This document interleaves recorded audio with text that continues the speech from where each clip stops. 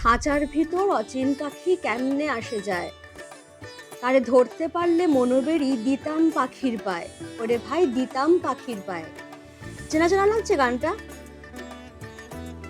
আরেকটা চেনা গান দি। তোমার হৃদ মাঝারে রাখবো, ছেড়ে দেব না, ছেড়ে দিলে সোনার গৌর আর তো পাবো না। এবার চিনতে পেরেছো? এই দুটো গানই কিসের গান? ইয়েস, একদম কারেক্ট। এই দুটো গানই হচ্ছে বাউল গান। বাউলদের দেখেছো কখনো?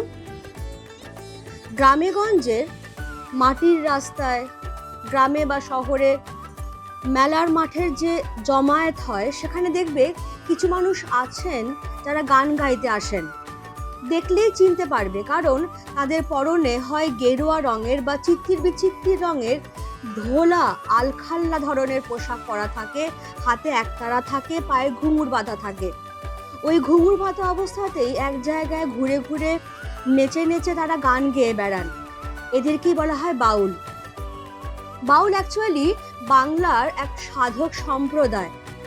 তাদের সাধনা দেহবাদী সাধনা। মানেটা কি? মানে তারা বিশ্বাস করেন যে মানুষের দেহটাই হচ্ছে ঈশ্বরের, ভগবানের বসবাসের জায়গা। ভগবানকে তুমি বাইরে কোথাও কোনো মন্দিরে, মসজিদে, গির্জায়, কোনো তীর্থে পাবে না। ভগবানকে তুমি পাবে তোমার মনের মধ্যে। তাই জন্যেই বাউলরা ভগবানকে বলে থাকেন তাদের মনের মানুষ, অলোক নিরঞ্জন। অলোক কেন? কারণ তাকে চোখে দেখা যায় না, তার কোনো আকার নেই। তো এইরকমই একজন বাউল সাধক বা সর্বশ্রেষ্ঠ বাউল সাধক হলেন লালন ফকির।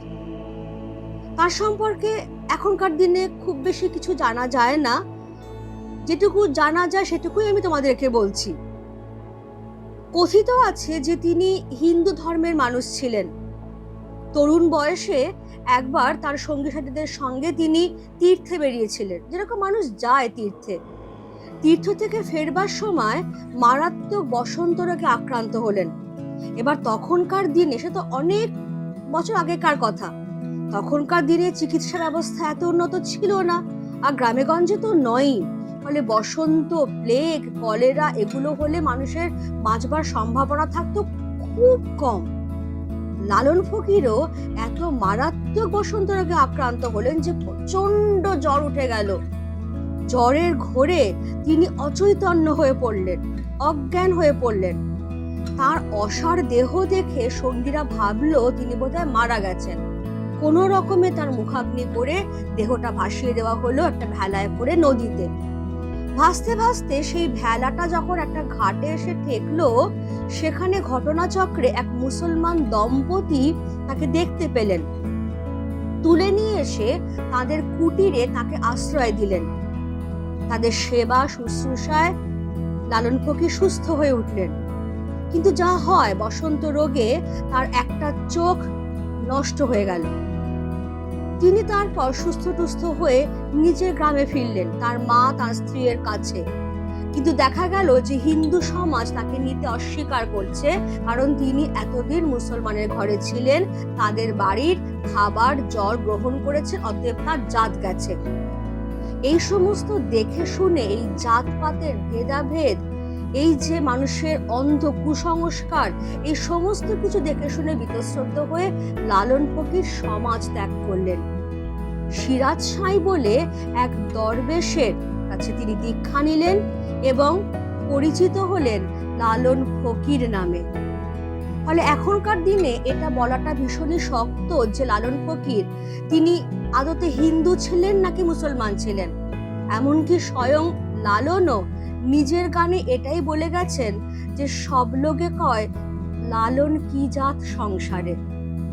সবাই জিজ্ঞাসা করে তাকে যে তুমি কোন জাতের মানুষ।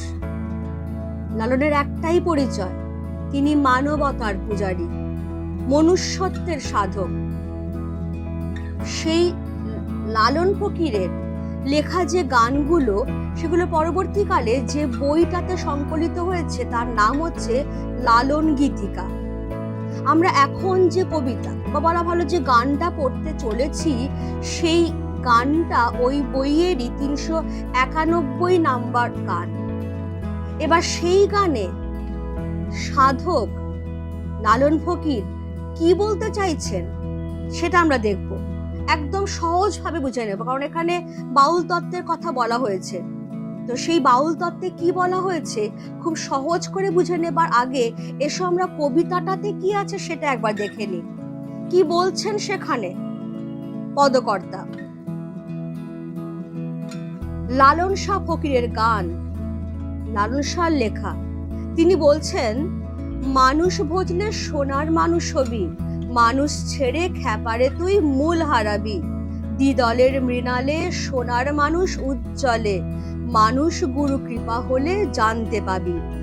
এই মানুষে মানুষ গাথা, দেখ না যেমন আলেক লতা, জেনে শুনে মুড়াও মাথা, যাতে তরবি, মানুষ ছাড়া মন আমার করবি রে তুই শূন্যকার, লালন বলে মানুষ আকার ভজলে তরবি। লালন ফকির যেটা দিয়ে শুরুই করছেন যে মানুষের আরাধনা করো, মানুষরূপী এই দেবতার সাধনা করো, তাহলেই মানুষের মধ্যে থাকা যে ভগবান, যিনি মনের মানুষ, তার সান্নিধ্য পাওয়া যাবে, এবং তার সান্নিধ্য পেলেই আমরা এই সাধারণ মানুষ সোনার মানুষ বা খাঁটি মানুষে পরিণত হব। কিন্তু সেটা একদিনে সম্ভব নয়, তার জন্য দরকার আত্মানুসন্ধান। আত্মানুসন্ধান অর্থাৎ নিজেকে জানা, নিজের মধ্যেই যে ঈশ্বর রয়েছেন এই সত্যটাকে আগে উপলব্ধি করতে হবে, তবেই তো আমি আমাকে ভালোবাসতে পারবো, আমার মতো আমার চারদিকে আরো যে বিভিন্ন জাতি ধর্ম বর্ণের মানুষ রয়েছেন সবাইকে ভালোবাসতে পারবো, তাহলেই আমার মধ্যে থাকা ঈশ্বরকে আমি পাবো, আর তাহলেই আমি সোনার মানুষ হব। কিন্তু সাধারণ মানুষ স্বভাবতই একটু বোকাশোকা প্রকৃতির।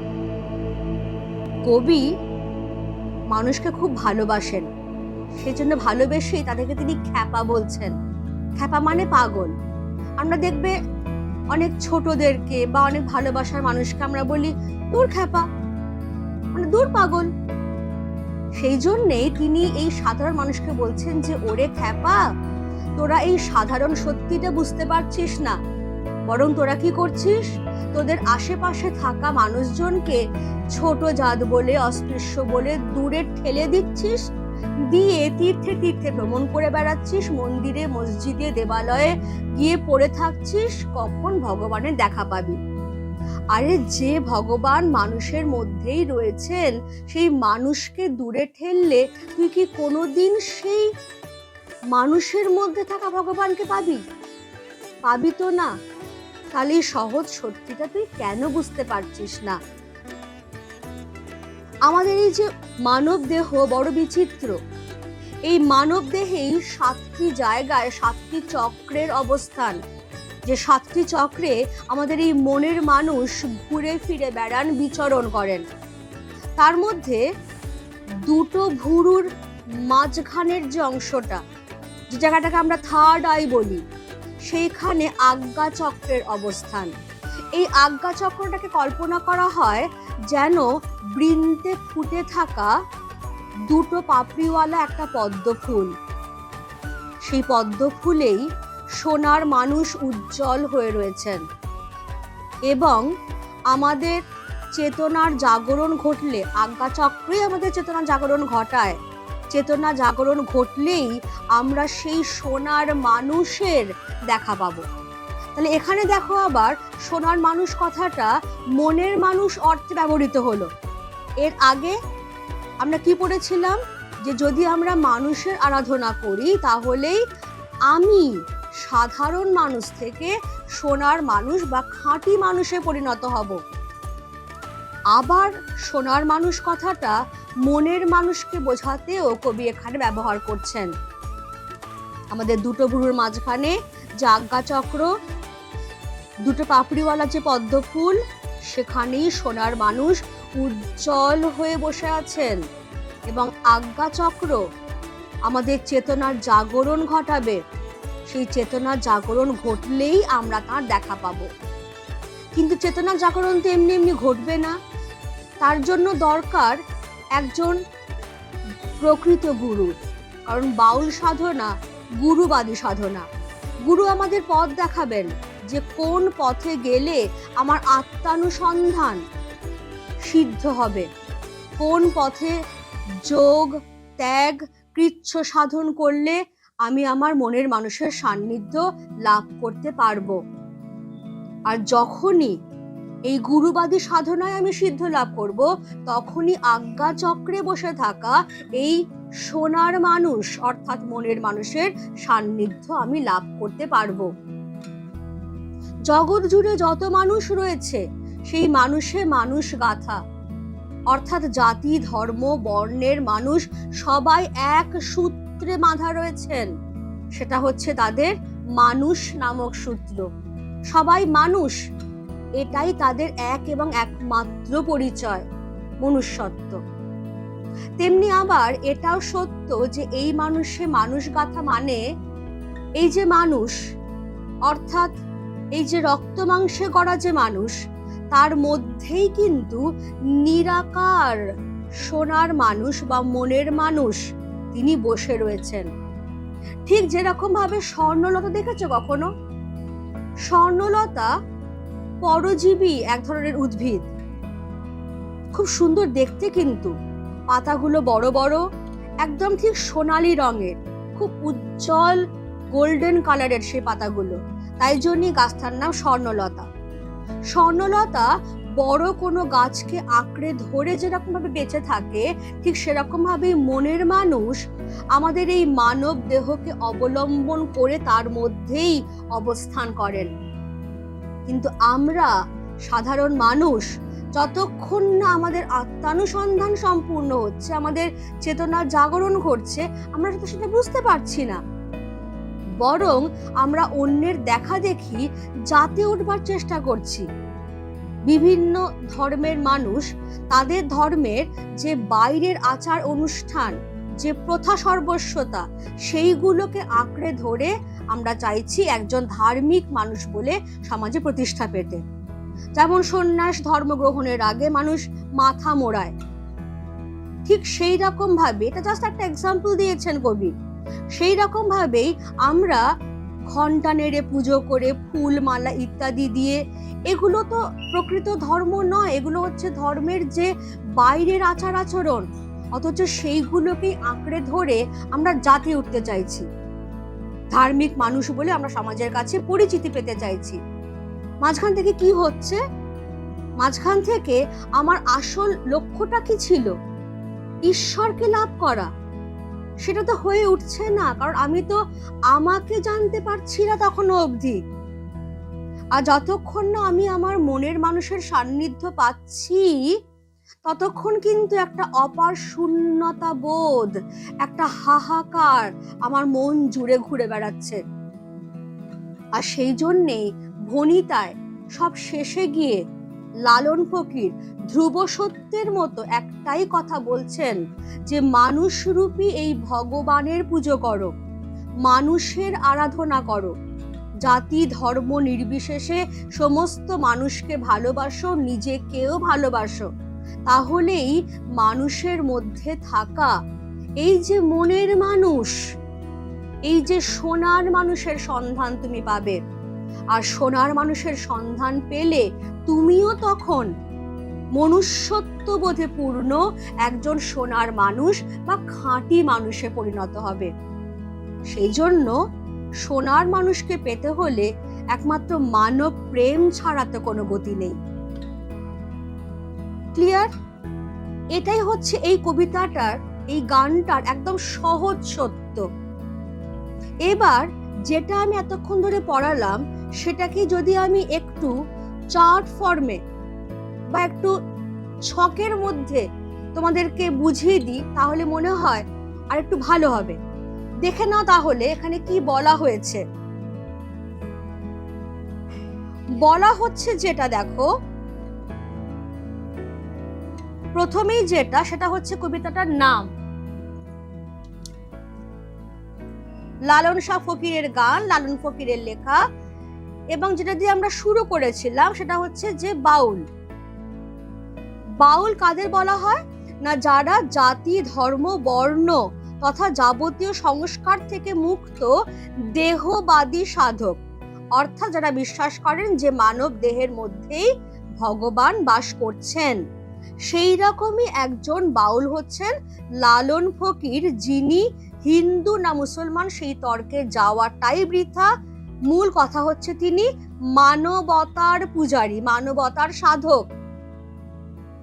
বাউলরা বিশ্বাস করছে যে মানব দেহেই ঈশ্বর বাস করেন, ভগবান বাস করেন, যে ভগবানকে তারা বলছেন মনের মানুষ।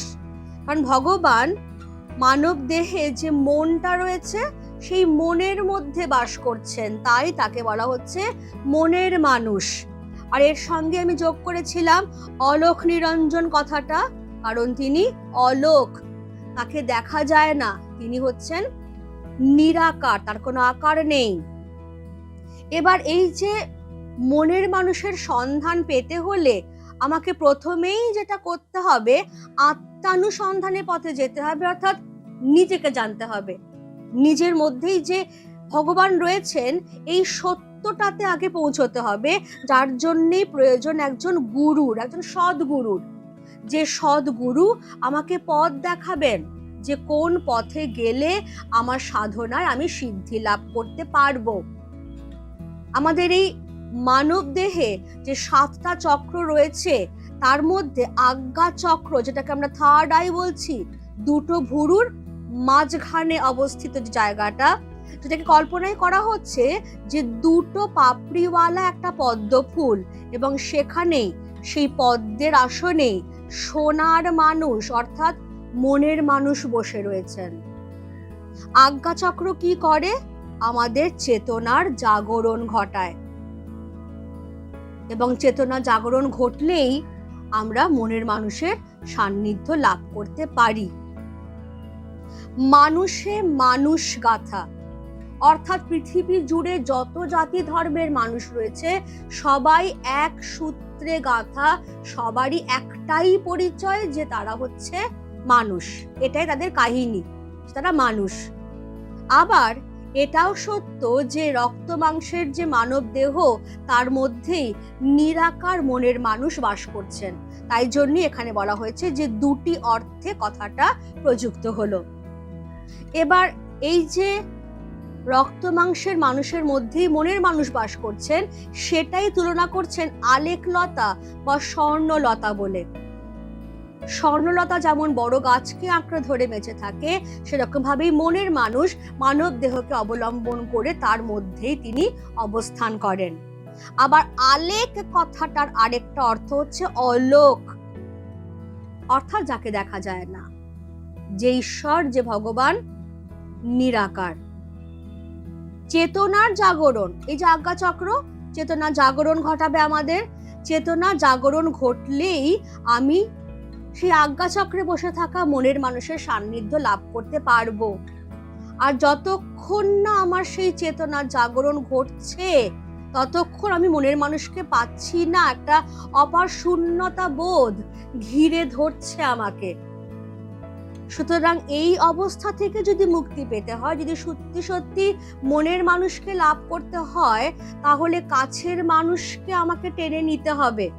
জাতি ধর্ম বর্ণের সমস্ত মানুষকে আমাকে নির্বিচারে ভালোবাসতে হবে, মানুষের পুজো করতে হবে, নিজেকে জানতে হবে, মানুষের ভজনা। তাহলেই সোনার মানুষের সান্নিধ্য পাবো, আমি মনের মানুষকে পাবো। আর মনের মানুষকে পেলেই আমি নিজে সোনার মানুষ বা খাঁটি মানুষ হয়ে উঠতে পারবো। তাহলে লালন শাহ ফকিরের গানের যে মূল কথাটা, সেটা হচ্ছে মানব প্রেম, অর্থাৎ মানুষকে ভালোবাসো। সে কি জাতের কি ধর্মের দরকার নেই, সেও যে মানুষ, তুমিও সেই মানুষ।